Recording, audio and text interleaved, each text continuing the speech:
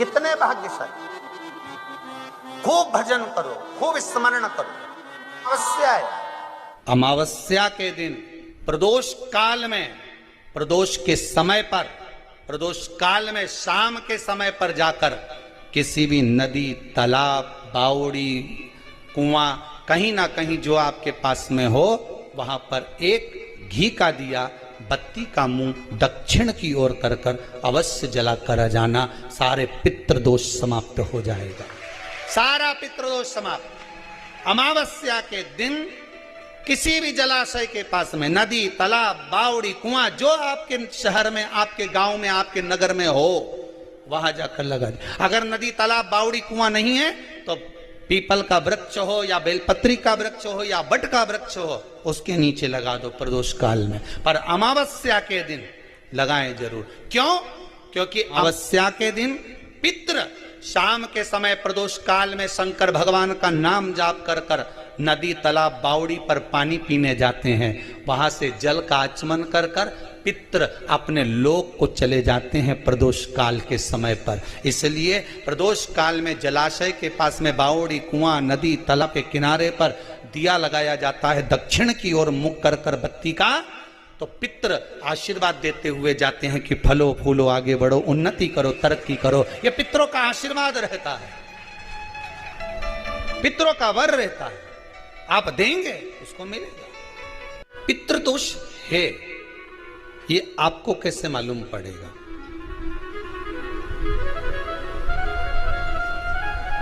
पितृ भूखे हैं, इसका तो वर्णन हमने पहले कर दिया कि रात्रि को जब आप सोने के बाद में 1-1.5 घंटे बाद अगर आपकी नींद खुल जाए, 1 घंटा 1.5 घंटा आप सो लिए, उसके बाद जो नींद खुली तो 1-1.5 घंटे तक अगर आपको नींद नहीं आ रही है, रात्रि को सोने के बाद में 1 घंटे बाद जब उठे तो आपको प्यास लग गई, भूख लगने लगी, प्यास लगने लगी कि मेरे को पानी पीना पड़ेगा, घबराहट हो रही, पानी पीना पड़ेगा।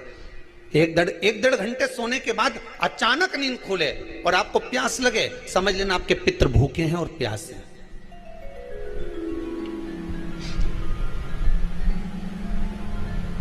वो भूखे और प्यासे हैं, उनको जल की जरूरत है।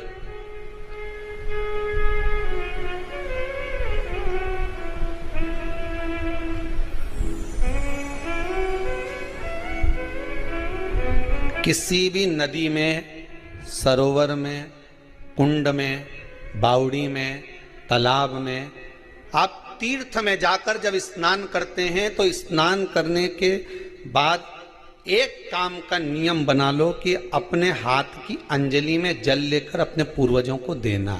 प्यासे रहते हैं, भाग मांगते हैं।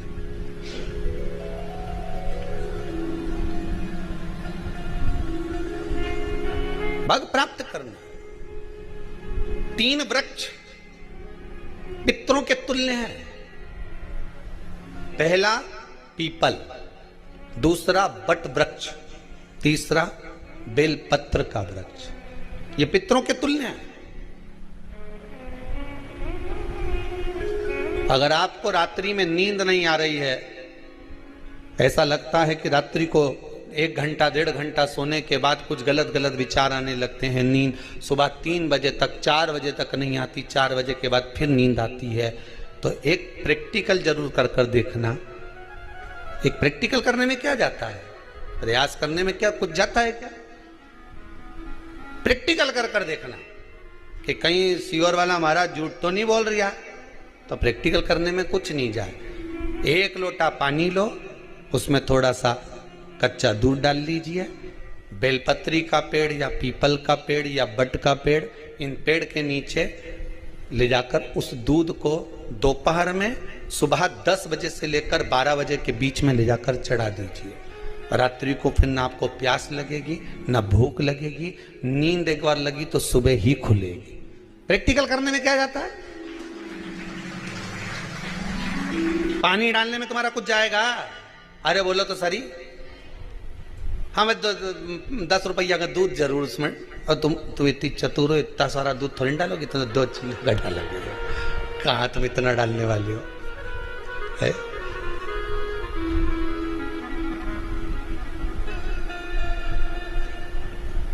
प्रैक्टिकल करने में क्या जाता है, कुछ भी नहीं बिगड़ेगा। ये तो बस जल डालोगे तुम्हारा ही कुछ अच्छा हो सकता है, बाबा की कृपा है। अमावस्या के दिन आपको लगता है कुछ ना कुछ तकलीफें लग रही है, तो एक पीपल का पत्ता ले लो, उसके ऊपर एक कपूर का टुकड़ा ले लो, सारे घर में घुमाकर उसको दरवाजे के बीच मध्य में जलाकर रख दीजिए। थोड़ी सी देर जला दीजिए, 20 से 25 मिनट के अंदर। स्वयं गुरु बाबा कहते हैं, राम सुनो, यदि कोई आरती में पूजन में घर में एक कपूर का टुकड़ा आरती के बाद में जब समर्पित करेगा तो उसको अश्वमेध यज्ञ का पुण्य प्राप्त हो जाएगा। अश्वमेध यज्ञ के पुण्य को पाने के लिए कपूर का टुकड़ा आज भी आरती में जलाया जाएगा, आज भी। एक कपूर का टुकड़ा सूखा का, इसीलिए हमारे यहाँ शास्त्र कहता है महाराज, जब आपको घर में अगर ऐसा लगने लगे कि 15 दिन से बहुत बेचैनी है, बहुत दुख तकलीफ लग रही है, कोई ना कोई बीमार पड़ रहा है, कुछ ना कुछ तकलीफें लग रही है, तो एक पीपल का पत्ता ले लो, उसके ऊपर एक कपूर का टुकड़ा ले लो, सारे घर में घुमाकर उसको दरवाजे के बीच मध्य में जलाकर रख दीजिए। थोड़ी सी देर जला दीजिए, 20 से 25 मिनट के अंदर मकान में एनर्जी वापस आ जाएगी, उस भवन में एनर्जी वापस प्राप्त हो जाएगी। अमावस्या के दिन आपको लगता है कि हमारे पूर्वजों का उद्धार नहीं हुआ, हमारे पूर्वजों का कल्याण नहीं हुआ, कहीं अधोगति में कोई चला गया है, उसका बस एक बार, रोज नहीं जरूरत है, प्रतिदिन जरूरत ही नहीं,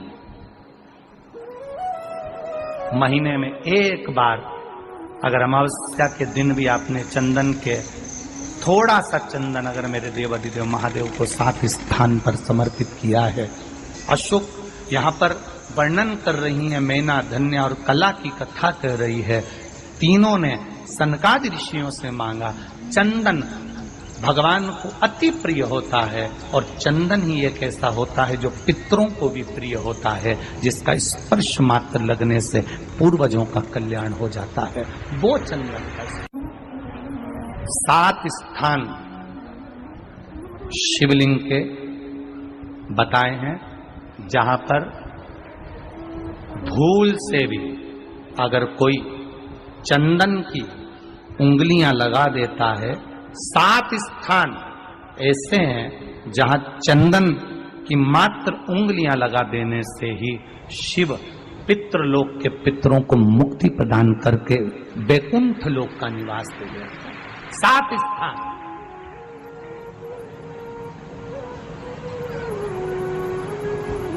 और वो 7 स्थान जो चंदन के बताए गए, पहला भगवान देवाधिदेव महादेव के शिवलिंग पर चंदन का लेपन। समझ लेना जरा बहुत अच्छे से। आपको लगता है स्वप्न में कोई मुर्दे दिख रहे हैं, या कोई जल रहा है, या कोई मर रहा है, या कोई चला गया है, ऐसा भय लगता है। बच्चों को मानी भेजूंगी ऐसा हो जाएगा, पति को मानी भेजूंगी ऐसा हो जाएगा, कोई हमारे कोई गलत तो नहीं कर रहा है, आपको लगता है। 7 स्थान चंदन के बताएं महाराज। पहला शिवलिंग, दूसरा जहां गणेश जी का स्थान है, मालूम है ना सबको, जम के बोलो जरा, मालूम है ना सबको, जहां गणेश जी का स्थान है वहां अलग से गणेश जी बैठे, वहां नहीं। शिवलिंग में जलाधारी के ठीक सामने राइट में गणेश, लेफ्ट में कार्तिकेय, बीच में अशोक सुंदरी। तो पहला चंदन बाबा के शिवलिंग पर, दूसरा गणेश जी पर चंदन की उंगली, तीसरा षडानंद कार्तिकेय पर चंदन की उंगली, चौथा अशोक सुंदरी पर चंदन की उंगली, पांचवा जलाधारी पर चंदन की उंगली, छठा जो शिवलिंग का जल बह रहा है इसके ठीक विपरीत की ओर चंदन की उंगली, और 7वां चंदन नंदी के मस्तक के ऊपर जो 2 सींग लगे रहते हैं उस पर चंदन की उंगली। ये कब लगाई जाती है? या तो अमावस्या के दिन आपको लगता है कि हमारे पूर्वजों का उद्धार नहीं हुआ, हमारे पूर्वजों का कल्याण नहीं हुआ, कहीं अधोगति में कोई चला गया है, उसका बस एक बार, रोज नहीं जरूरत है, प्रतिदिन जरूरत ही नहीं, महीने में एक बार अगर अमावस्या के दिन भी आपने चंदन के थोड़ा सा चंदन अगर मेरे देव अधिदेव महादेव को सात स्थान पर समर्पित किया है। अशोक यहाँ पर वर्णन कर रही है, मैना, धन्य और कला की कथा कर रही है। तीनों ने सनकादि ऋषियों से मांगा। चंदन भगवान को अति प्रिय होता है और चंदन ही एक ऐसा होता है जो पितरों को भी प्रिय होता है, जिसका स्पर्श मात्र लगने से पूर्वजों का कल्याण हो जाता है। वो चंदन का आपके घर में पितृदोष है, आपको ऐसा महसूस होता है, आपको लगता है, तो किसी भी नवरात्रि के पहले जो अमावस्या पड़ती है, मान लो अपन अमावस्या पड़ी, आप एक अंदाजा लगाइए, तो जिस दिन अमावस्या रहे उस दिन चावल की कटोरी में एक कपूर का टुकड़ा रख दीजिए महाराज, छोटा सा, और कपूर का टुकड़ा रखकर उस कपूर को दरवाजे के बाहर कटोरी में ही, चावल रखी हुई कटोरी में ही उसको पितरों का स्मरण कर कर जला दीजिए। और जलाने के बाद उस चावल को कहीं भी किसी भी वृक्ष की छांव में पक्षियों के लिए डाल दीजिए। शिव महापुराण की कथा कहती है, अगर मान लो पितृ आपको कष्ट दे रहे हैं, पितृ आपको तकलीफ दे रहे हैं, कोई काम नहीं होने दे रहे हैं, या कहीं आपको ऐसा लगता है कि पितरों का दोष है, तो वो पितृदोष देवी, अब ये जो आप करेंगे ये कब कर रहे हैं? अमावस्या के दिन आप उसको रख रहे हैं। अमावस्या के दिन उसको रखकर रात भर आपने रखा कपूर के साथ में, सुबह एकम पड़ गई, नवरात्रि लग गई, उसी दिन उसको जलाकर आपने पटक दिया। अर्थात उससे देवी और पितृ इन दोनों का आशीर्वाद जो प्राप्त होता है, तो घर में से पितृदोष समाप्त होकर लक्ष्मी की वृद्धि प्रारंभ हो जाती है, कार्य में सिद्धता आ जाती है। मान लो अगर पितृदोष है तो करो, नहीं है बड़ी अलमस्ती से रहो, तो ये पितृदोष का स्मरण। तो यहाँ शास्त्र कह रहा है कि पितरों का जो लोक होता है, पितर जो लोक होता है, उस पितृलोक में 64 योगिनियां प्रवेश नहीं करती। शिव महापुराण कर रही है, शंकर की कथा कर रही है। एक छोटा सा उपाय अवश्य करिए। मान लो आपको लग रहा है कि आपके घर में पितृदोष है, आपको ऐसा महसूस होता है, अमावस्या पड़ती है, चावल की कटोरी में एक कपूर का टुकड़ा रख दीजिए महाराज, छोटा सा, और कपूर का टुकड़ा रखकर उस कपूर को दरवाजे के बाहर कटोरी में ही, चावल रखी हुई कटोरी में ही उसको पितरों का स्मरण कर कर जला दीजिए। और जलाने के बाद उस चावल को कहीं भी किसी भी वृक्ष की छांव में पक्षियों के लिए डाल दीजिए। शिव महापुराण की कथा कहती है, अगर मान लो पितृ आपको कष्ट दे रहे हैं, पितृ आपको तकलीफ दे रहे हैं, कोई काम नहीं होने दे रहे हैं, या कहीं आपको ऐसा लगता है कि पितरों का दोष है, तो वो पितृदोष देवी